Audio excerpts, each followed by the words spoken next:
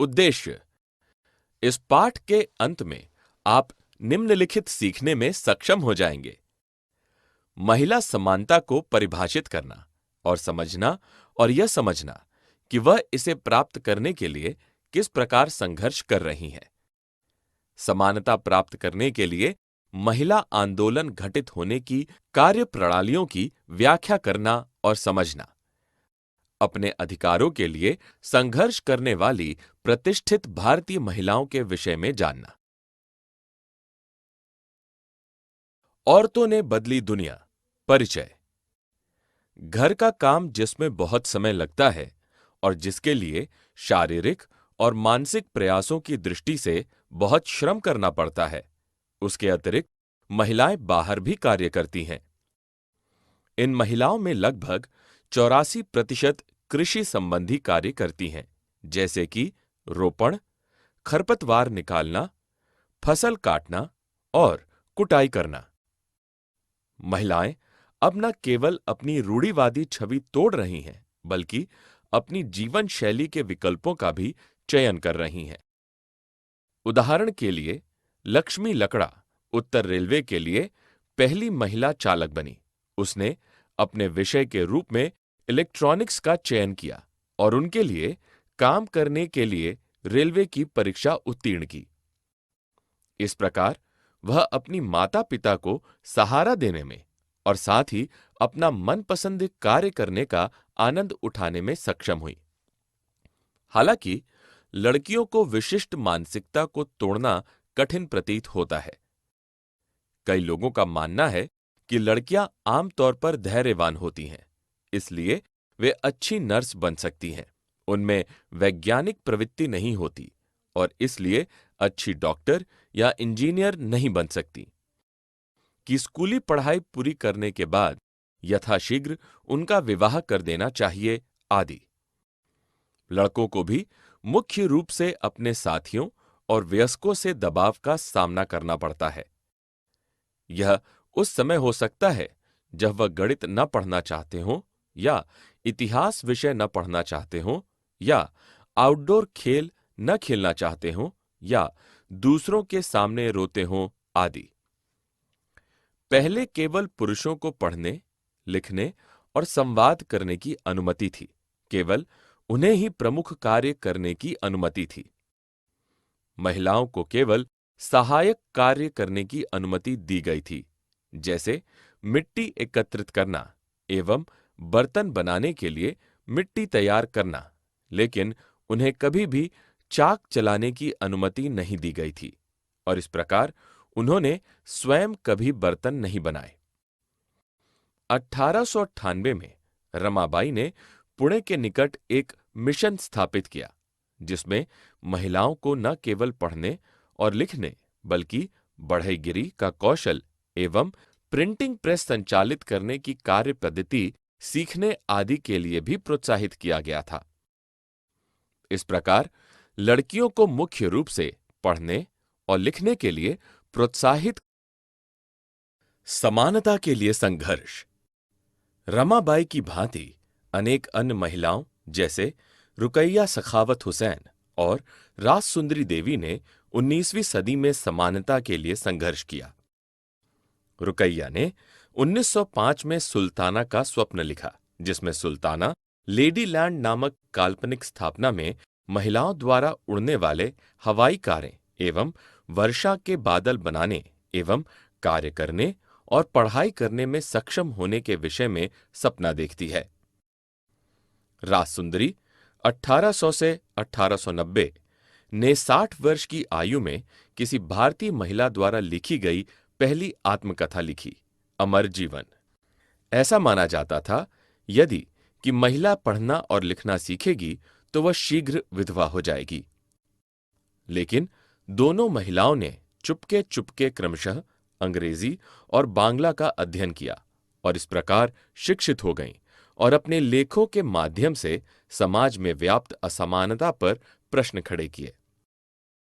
उन्होंने पुरुषों और महिलाओं दोनों के लिए सोचने और जीने के नए तरीकों पर अपने अनुभवों और विचारों की व्याख्या की।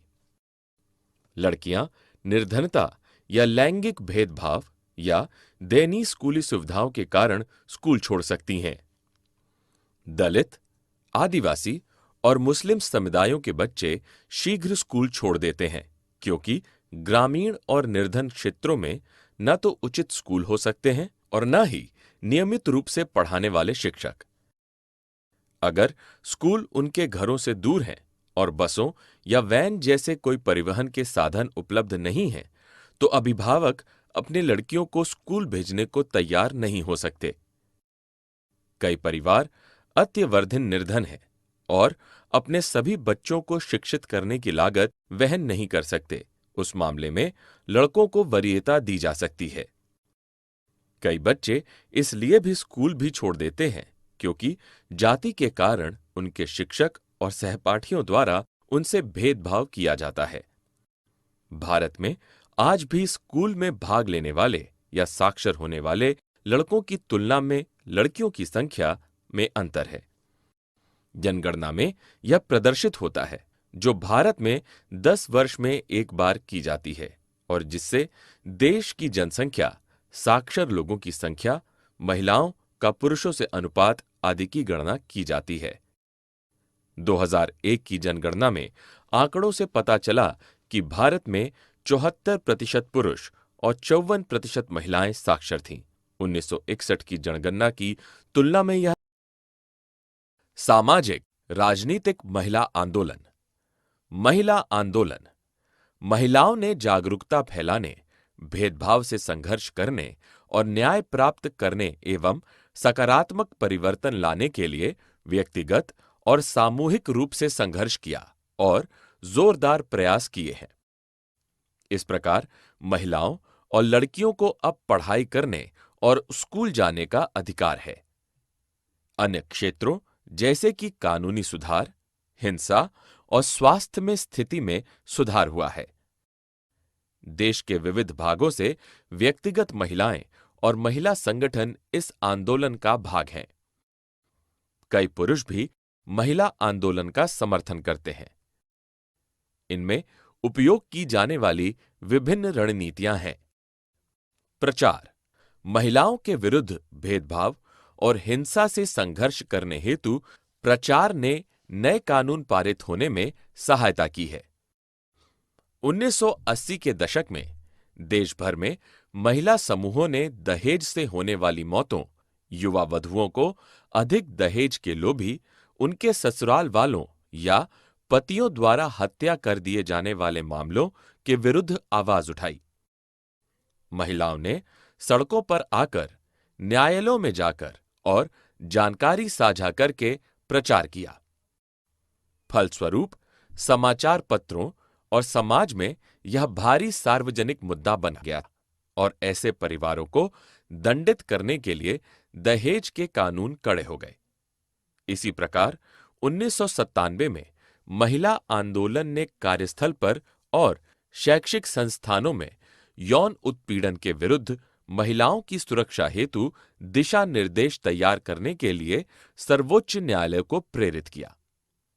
2006 में पारित एक कानून ने अपने घरों में शारीरिक और मानसिक घरेलू हिंसा का सामना करने वाली महिलाओं को कुछ कानूनी संरक्षण भी दिया। जागरूकता बढ़ाना महिला आंदोलनों ने महिला अधिकारों के मुद्दों पर जन जागरूकता बढ़ाने के लिए भी कार्य किया। उनका संदेश नुक्कड़ नाटकों, गीतों और सार्वजनिक बैठकों के माध्यम से फैलता है। विरोध प्रदर्शन महिला आंदोलन महिलाओं के विरुद्ध नियमों का उल्लंघन होने या किसी कानून या नीति द्वारा उनके हितों के विरुद्ध कार्य किए जाने पर आवाज उठाता है। अन्याय की ओर प्रभावी रूप से ध्यान आकर्षित करने के लिए जनता की रैलियों और प्रदर्शनों का उपयोग किया जाता है। एकजुटता का प्रदर्शन महिला आंदोलन विश्व